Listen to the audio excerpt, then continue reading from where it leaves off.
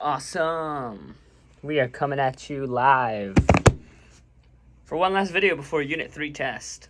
So I'm a little bit late. This was for October 29th. This is October 30th, so it's a day late, but that's because I had a game the night before and I was very busy that Friday. But we're still going to make the video so that you guys are prepared for Unit 3 test. I'm going to be doing an in-person lecture today. I'm going to have to text a bunch of people. It's going to be from 1 to 3 in the Mackenzie building for 2 hours, talking about history, talking about supplement pages 29 through 35, talking about, chapters 7 through 8, good stuff. So anyways, in the meantime, let's get into the material today. Shouldn't take too long. Just took the quiz yesterday. Got 100%, of course, obviously. I'm doing good in history right now. But yeah, hopefully you enjoy the video. Like and subscribe, all that good stuff. But I'm just going to try and get this done so I can go get food. I'm hungry. But yeah, anyways, it's Saturday morning, so. Okay. So, Pepin, that's the first person you have to know in this section. So we're on page 210. Again, using the terms. What I started doing is I started writing the page numbers on all the sections. That way it helps me find them. It's very good for studying because once you're looking at your notes, find a person, you can look in the book, find a little bit more information on them. So anyways, Pepin on page 210. So Pepin, the only thing that's really important about him is that there's kind of like a gap in control of power during this time. And then Charles Martel's son, Pepin, he ended up becoming the kingship of the Frankish state for himself and his family. He was approved by the Pope, and basically, yeah, he became kind of like the king of France, basically. But Pepin's not really important. What's really important is his son, Charlemagne. So Pepin dies in 768, and then Charlemagne comes to power, also known as Charles the Great. Pretty cool guy. Charlemagne was a determined, a decisive man, intelligent and inquisitive, a fierce warrior. He's basically just an overall, boss dude. That's basically what he was. He was good. He was determined. He fought in military campaigns and all that. He, led his army into Italy, crushed the Lombards, and the Lombards are people in Italy, just so you know. If they ask, what people in Italy were they called? They're called Lombards. So, yeah, and then he also went into Germany, into campaigns against the Saxons. It looks like he just kind of, conquered a lot. So, territories gained by Charlemagne. So it was basically just France. He basically just had France, but then he went into the Germanic tribes up north and east, and they went into Italy slowly, barely touched Rome, and then took a little bit of Spain, just a little bit. But also Charlemagne was good at governing. He organized the Carolingian kingdom. So this is what this empire is called. From 768 to 814, the Carolingian Empire was Charlemagne's, basically.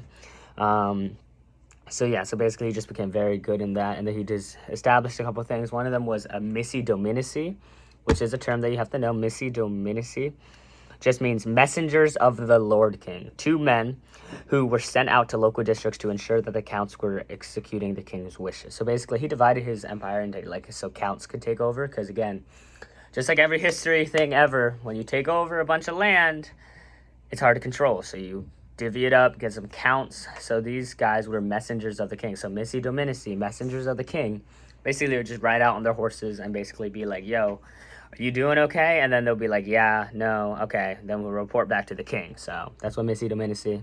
And then Charlemagne as the emperor was very big. And then in 800, the reason why Christmas Day 800 is very important is that Charlemagne offered assistance to Rome when Rome was being attacked. And then the Pope received him as emperor. On Christmas Day in 800, after Mass, Pope Leo placed a crown on Charlemagne's head and proclaimed him Emperor of the Romans. So he was from the Frankish kingdom, which is France, and then he came into Rome, and finally Pope Leo was like, all right, you did such a good job. Pope Leo III, by the way. Pope Leo III was like, okay, we elect you also Emperor of the Romans. So that was pretty big. And then we go over.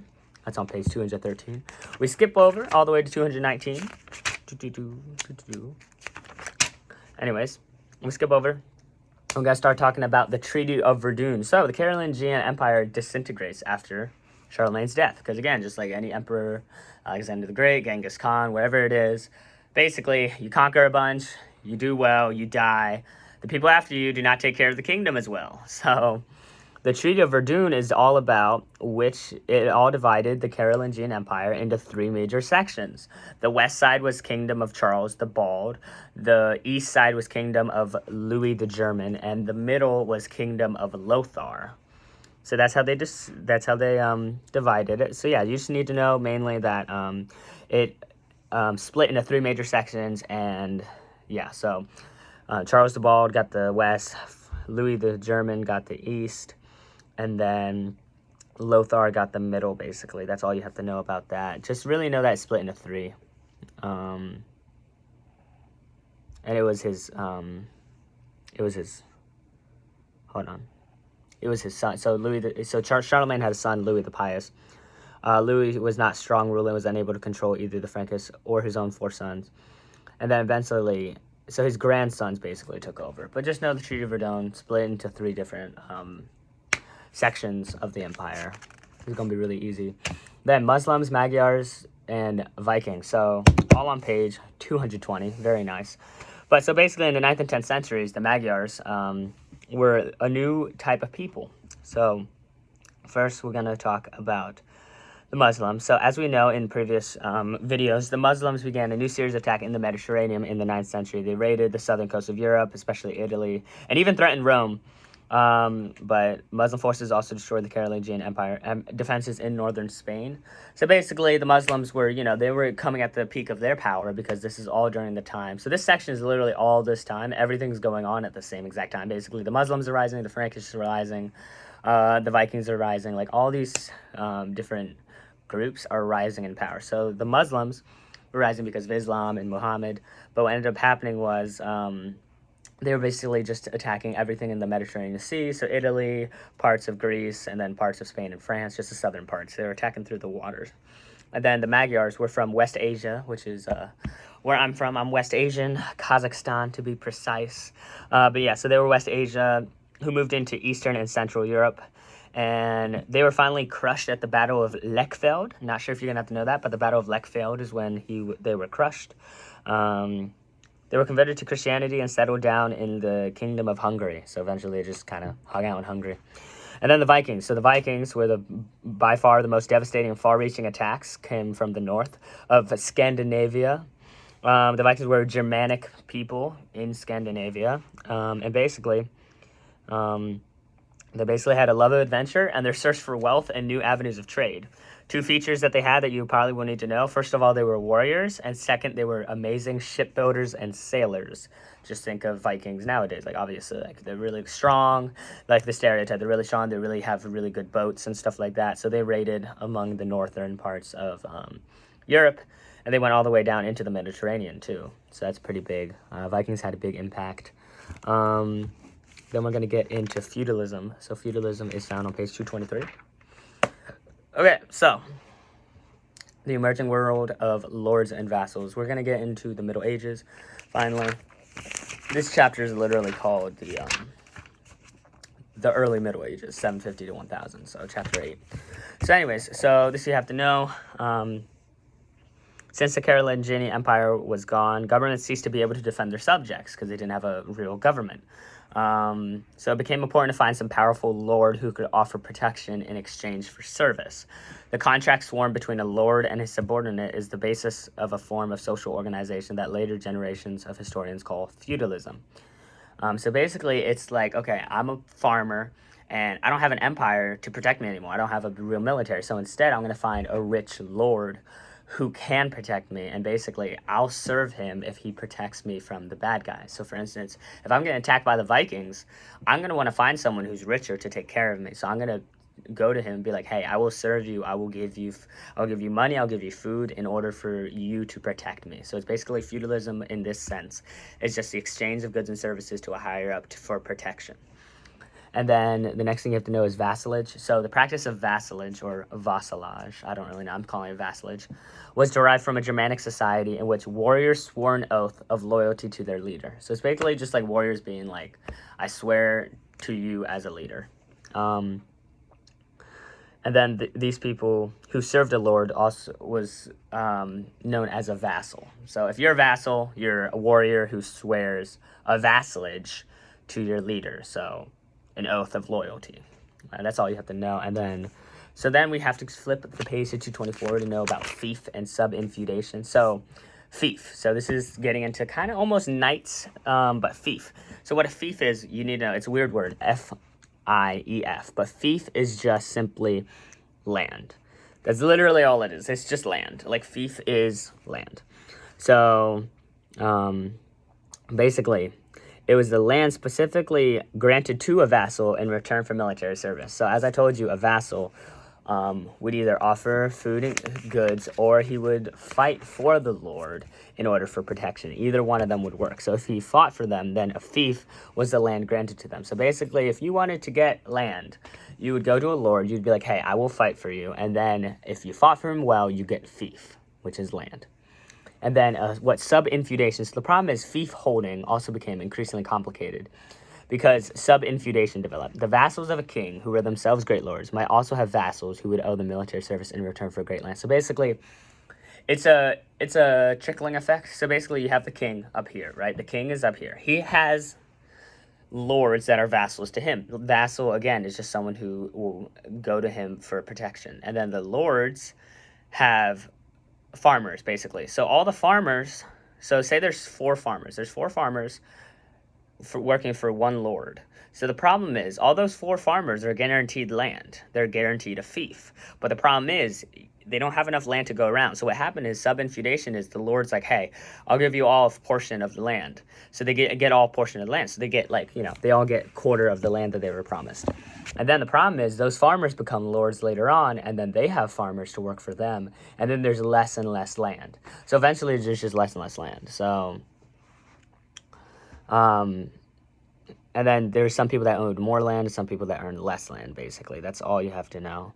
And then the next thing you have to know is primogeniture. So what primogeniture means, upon a vassal's death, his fief theoretically reverted to the lord, since it had been granted to vassal for use. In practice, however, by the 10th century, they followed the principle of primogeniture. Primogeniture means the eldest son inherited the father's fief. If a vassal died without heirs, the lord would reclaim the fief. So basically, you fought for this land, you get your fief, and you die. Your oldest son, your first son, whatever it is, will get the land so that you can keep it within the family because you fought for it. So it doesn't just go back to the lord automatically. If you don't have any heirs, specifically sons, then the land would probably go back to the lord. So yeah, so that's all you need to know. I feel like these videos are getting shorter and shorter. I think it's just becoming easier for me to get through the material, especially because I'm becoming more familiar with the material. Especially once we get into the Middle Ages next week, I feel like it's going to be a tiny bit easier just because it's more recent and I'm a little bit more familiar. If it was U.S. history, though, I would be like popping off because I love U.S. history. That's probably my favorite history is learning about the U.S. of A., obviously, because I live in America. America, as I call it. Anyways, we're going to get back into the terms. Just go over it one more time. That way you guys got it. A great way to study for the Unit 3 test is just watch the videos again. Take notes on the video if you want. You can, just take notes, whatever you got to do to get the material done. We're going to go over the terms one more time just in case. So, Pepin. What you need to know about Pepin is Pepin was the person that was Charlemagne's father, and then also he became the king of the French, basically the Frankish king, and he was approved by the Pope, and he was anointed by the Pope. And then Charlemagne, his son, what you need to know about him, he was the guy that created this Carolingian Empire. He conquered stuff in the east, he conquered stuff in the north, he went into Italy, went to Rome, and then he created governing things such as the Missi Dominici, which is Missi Dominici, messengers of the Lord King, messengers that would make sure that the kingdom is doing well elsewhere. And then Charlemagne, on Christmas Day in 800, the Pope officially received him and placed a crown on his head and proclaimed him as Emperor of the Romans. So that's very important. So Charlemagne, he conquered a lot of area around France, and he was received by the Pope Leo III as the Emperor of Rome. And then Treaty of Verdun, after Charlemagne dies, the kingdom or the empire splits into 3 sections. Just in case you have to know, Charles the Bald, Lothar, and Louis the German. Those were the 3 sections that it was divided into. You can find those on page 219. And then 3 groups of people end up attacking them during this time. So the Muslims, the Magyars, and the Vikings. So the Muslims come from obviously the Middle East, and they attack the Mediterranean. They try and pillage and stuff. But the Magyars come from Western Asia, and they attack East Europe and Central Europe. And then the Vikings obviously come from the north. They're the ones from Scandinavia. They're really good. They're really good warriors and shipbuilders and sailors. That's what you have to know. And they're also just loved adventure, and they wanted wealth and trade. So know those things about the Vikings a little bit more. Then feudalism. What feudalism is basically a lord gives a farmer protection, and the farmer works for him or is fights for him. Either one works. They will either fight for him or work for him, and that's what feudalism is. Basically, exchange of goods and services to a higher up for protection, to work or to serve them. And then a vassalage. A vassalage was an oath of loyalty to their leader. And then a vassal was a warrior who took the oath. So basically, if I'm a warrior, back in this time, I had a vassalage, a practice of vassalage. Basically, I was like, I give my full life to you. I give an oath of loyalty. I don't like backstab you at all. And then fief. Fief, as you know, is land. Fief is the land that was promised to the vassals after they served in the military. And then subinfeudation is the problem that occurred when there was not enough land to give. So basically what ends up happening is some people have more land, some people have less land. It's all about owning land. If you the more land you owned, the richer you were. And then so that's subinfeudation. There wasn't enough land to go around. There's too many vassals that were promised land. And then primogeniture is just the practice of giving the eldest son the land, the fief. The oldest son would basically get the inheritance. It makes sense. The oldest son usually gets the inheritance in most history chapters, but primogeniture is specifically the one during this time.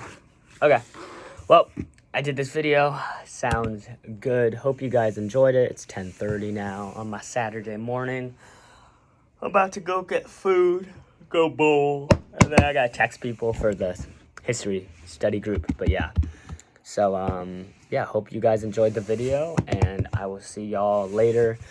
If you want to contact me again, Instagram is grantwood2003. Just look me up. Should have a photo of me in a blue sweatshirt, I believe. But yeah, should be super easy. But yeah, so hope you guys enjoyed the video. Like and subscribe, all that jazz, and I'll see you in class soon. Peace out.